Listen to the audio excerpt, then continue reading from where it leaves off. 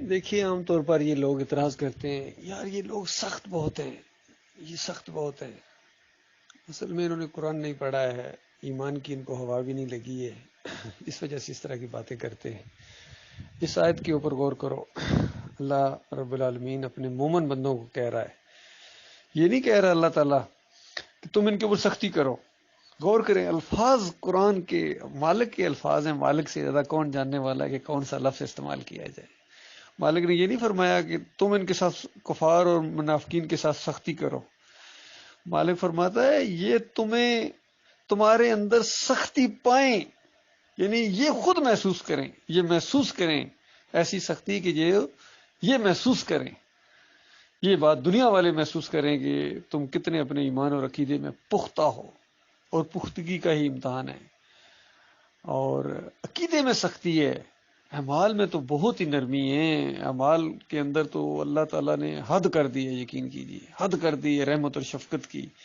اور نچوڑ یہ ہے کہ مالک نے یہاں تک اعلان کر دیا ہے، اور وہ ایسا رب ہے جو سچا رب ہے، حق کا رب ہے، اور جو بات کہتا ہے نا وہ کر کے دکھاتا ہے، کوئی اس کی بات کو بدلی کرنے والا نہیں۔ اعلان فرما دیا مالک نے، یہ کوئی بات چھپا کے نہیں رکھی، اعلان فرما دیا مالک نے کہ زمین اور آسمان کو بھی گناہوں سے بھر کر آؤ گے نا، ایک بات یاد رکھنا، لا یشرک بی شیئا، میرے ساتھ شرک نہ کیا ہوگا۔ میرے ساتھ اگر شرک نہیں کیا ہے، باقی چور نمبر 1 ہو، ڈاکو نمبر 1 ہو، قاتل نمبر 1 ہو، بدکار نمبر 1 ہو، فریبکار نمبر 1 ہو، حتیٰ کہ جھوٹے بھی ہو، جو بھی ہیں ساری چیزیں گناہ کے کام ہیں، بڑے بڑے گناہ ہیں، اس سے زمین اور آسمان کو بھر کے آ جاؤ۔ حالانکہ یہ انداز ہے، مالک کی شان ہے، اتنا کون بھر سکتا ہے؟ کون ہے جو زمین کے چپے چپے کے اوپر جا کے گناہ کرے گا؟ بتائیے کتنی جگہ وہ گناہ کرتا ہے، زمین کے اوپر کتنی جگہ وہ گناہ کرتا ہے۔ مالک فرماتا ہے پوری زمین بھر دو، کیا آسمان تک تمہارے وہ گناہ چلے جائیں،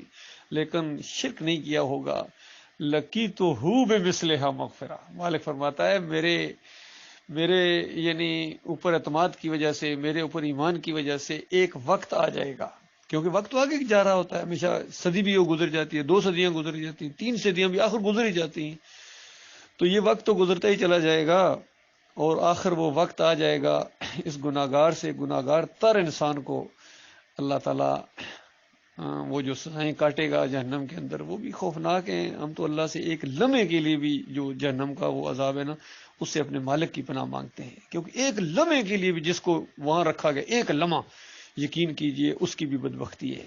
اور جو ایک دن کے لیے اگر مالک نے فیصلہ کر دیا کہ اس کو 24 گھنٹے ذرا سزا دو، 72 گھنٹے رکھو، جس طرح ہوتا ہے نا یہاں پولیس میں کبھی کبھی ہوتا ہے، کوئی ڈرائیور سختی کرے یا غلطی کرے، اس طرح کے 72 گھنٹے جیل، جی یعنی تقریباً 2 دن بن جاتے ہیں۔ اسی طرح پھر سزائیں ہوتی ہیں، کسی کی مہینہ ہوتی ہے، کسی کی 3 مہینے ہوتی ہے، پھر 5 سال ہوتی ہے، کسی کی 14 سال ہوتی ہے، کئی ایسے جرم ہوتے ہیں جس کی عمر قید ہوتی ہے، اس طریقے سے جرم کے مطابق سزا ہوتی ہے۔ تو اگر مالک نے کسی کے بارے میں کہہ دیا اس کو 72 گھنٹے رکھو، تو بتاؤ 72 گھنٹے پتہ ہے پھر کتنے ہیں؟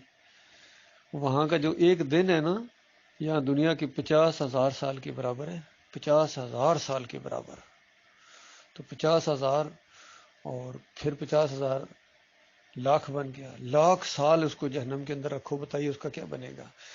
تو یہ معاملہ، اور جس بدبخت نے ہمیشہ رہنا ہے یہ شرک کی وجہ سے ہے۔ اس لیے ہم اپنے بھائیوں کو بتاتے ہیں کہ دیکھو شرک نہ کرو، کوئی اور ہماری دعوت نہیں ہے، کوئی اور معاملہ نہیں ہے، بڑی سادہ بات ہے۔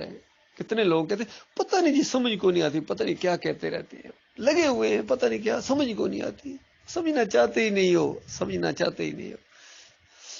ہم اتنی بات کر رہے ہیں شرک نہ کرو، اللہ کے ساتھ شریک نہ ٹھہراؤ، اپنے اعمال کو برباد ہونے سے بچا لو، کیونکہ مالک نے دونوں باتیں کہی ہیں۔ ایک یہ کہ اگر زمین و آسمان سے بھر کے آگے گناہوں کو شرک نہیں کیا ہے تو معافی کا چانس موجود ہے، یعنی اگر دنیا میں معافی مانگ لو پھر تو کہنا ہی کیا، وہ تو پہلے سے تیار بیٹھا ہے معاف کرنے کے لیے، اتنا معاف کرنے والا ہے۔ لیکن بالفرض دنیا میں تم نے موقع ہی نہیں ملا معافی مانگنے کا، اور زمین اور آسمان گناہوں سے بھر گئے، پھر بھی یقین کی جو چانس موجود ہے تمہارا جنت میں جانے کا۔ اور دوسری طرف زمین اور آسمان کو نیکیوں سے بھر کے آ جاؤ، پھر انبیاء کی مثالیں دی، بتاؤ انبیاء سے زیادہ کون اعمال کر سکتا ہے؟ سوال ہی پیدا نہیں ہوتا۔ اور ایک بات کہی کہ دیکھنا، ایک بات سننا، وَلَوْ أَشْرَكُوا لَحَبِطَ عَنْهُمْ مَا كَانُوا يَعْمَلُونَ، کہ اگر یہ شرک کرتے، یہ انبیاء بھی شرک کرتے، تو جو کچھ انہوں نے کیا تھا نا میں ان کو برباد کر دیتا، ذرا بھی مالک پرواہ نہ کرتا، منہ پر مارتا، نیکیاں سارے اعمال کو منہ پر مارتا۔ دیوالیہ وہ ہوتا ہے جس طرح کہا جاتا نا فلاں بندہ دیوالیہ ہو گیا، فلاں بینک کرپٹ ہو گیا، بینک دیوالیہ ہو گیا۔ ایک ہوتا ہے نقصان، ایک ہوتا ہے دیوالیہ۔ نقصان وہ ہوتا ہے جو آپ کے پاس جتنی پونجی ہے، جتنی دولت ہے، ساری ختم ہو گئی، ضائع ہو گئی، اس کو کہتے ہیں نقصان ہو گیا۔ دیوالیہ وہ ہوتا ہے کبھی لوگوں کے قرضے بھی دینے، پیسہ ختم ہو گیا، ابھی قرضے دینے، اب بتاؤ، اس کو دیوالیہ کہتے ہیں۔ تو وہاں بتایا کہ دیوالیہ ہو جاؤ گے، یعنی نیکیاں ختم اور انبار گناہ کے اور شرک کے تمہارے اوپر اگر چڑھ گئے تو اس کے بعد تم دیوالیہ ہو جاؤ گے۔ تو یہ معاملہ ہے اللہ کے بندو۔ اللہ تعالیٰ نے ایمان کے معاملے میں سختی، کیونکہ یہ مخالفین جتنے کم از کم جو نوازتے ہیں نا اختلاف بس جی متشدد بہت ہیں جی، متشدد۔ اور مالک فرماتا ہے والذین آمنوا اشد الحب للہ، اشد۔ جو مومن ہیں وہ اپنے مالک کے ساتھ محبت میں، وفاداری میں متشدد ہوتے ہیں، شدت ہوتی ہے ان کے اندر۔ شدت ہوگی تو بچو گے اللہ کے بندو۔ مالک پسند کرتا ہے کہ اس کا فرما بردار غلام ہے، جتنا زیادہ وہ غلامی کرے گا اتنا زیادہ اللہ کے ہاں مقرب بنتا چلا جاتا ہے۔ اور غلام کا عقیدہ یہ ہے کہ یہ جو اللہ نے مجھے موقع دیا ہے یہ اس کی دین، اگر وہ نہ چاہتا تو میں نہیں کر سکتا تھا، میں غلام بھی نہیں بن سکتا تھا اپنے مالک کا، فرما برداری نہیں کر سکتا تھا۔ جو کچھ کیا ہے میرے مالک نے کیا ہے، کیونکہ اللہ تعالیٰ کا سوچوں کے اوپر، خیالات کے اوپر جو ہے نا وہ پوری طرح کنٹرول ہے۔ اللہ تعالیٰ اپنے بندوں کو نوازتا ہے، اللہ تعالیٰ اپنے بندوں کی قدر کرتا ہے، ان کے اعمال کو قبول کرتا ہے۔ چھوٹے چھوٹے اعمال بھی ہوں خلوص کے ساتھ تو ان کو بہت زیادہ بڑھا چڑھا کے اللہ تعالیٰ ان کو محفوظ رکھتا ہے۔ اور کل قیامت کے دن جب مومن دیکھیں گے مالک کی عنایات کو، وہ حیران رہ جائیں گے، خوشیاں منائیں گے۔ اور اس وقت ان لوگوں کے اوپر کیا بیتے گی، اس وقت ان کو پتہ چلے گا عقیدے کی بات کیا ہوتی ہے، عقیدہ کیا چیز ہوتی ہے۔ آج تو مذاق اڑاتے ہو، اس کی کوئی قدر نہیں تمہارے نزدیک، ایمان عقیدے کی کوئی قدر نہیں، شرک کے دائی بنے بیٹھے ہو، شرک کی حفاظت کرتے ہو، شرک کرنے والوں کی حمایت کرتے ہو، اس کا بڑا خوفناک انجام نکلنے والا ہے۔